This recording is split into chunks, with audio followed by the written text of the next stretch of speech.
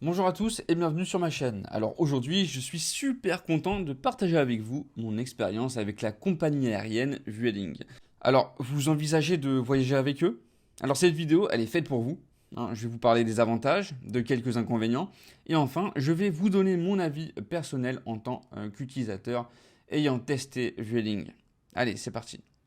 Bien sûr, avant de commencer, pour tous ceux qui veulent aller sur le site de Vueling, j'ai mis le lien officiel dans la description de la vidéo. Alors, premièrement, je vais parler des avantages. Le premier avantage, c'est le rapport qualité-prix. Tout d'abord, on va parler du rapport qualité-prix. Vueling offre des vols à des prix qui sont quand même très compétitifs, surtout si vous réservez à l'avance. Et ce qui est génial, en fait, c'est que malgré ces prix bas, le confort et la qualité du service restent quand même assez corrects. Les sièges sont confortables et vous avez suffisamment d'espace pour les jambes. Enfin, moi personnellement, j'avais assez d'espace pour les jambes, ce qui n'est pas toujours le cas avec les compagnies aériennes low cost. Deuxième avantage, la flexibilité des réservations.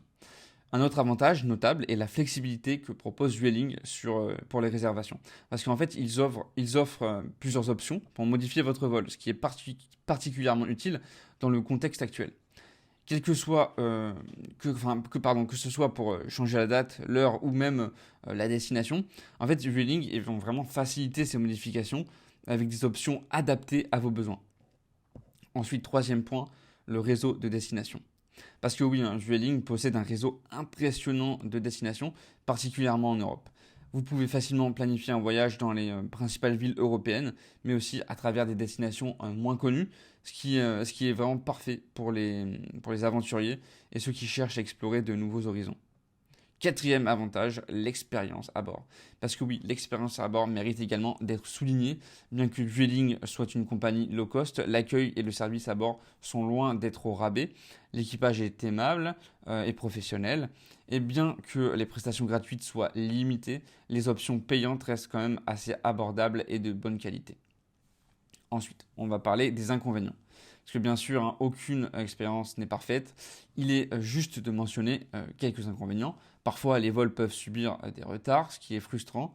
De plus, les options gratuites à bord sont limitées, ce qui signifie que pour tout extra, même un simple café, il faudra mettre la main au portefeuille.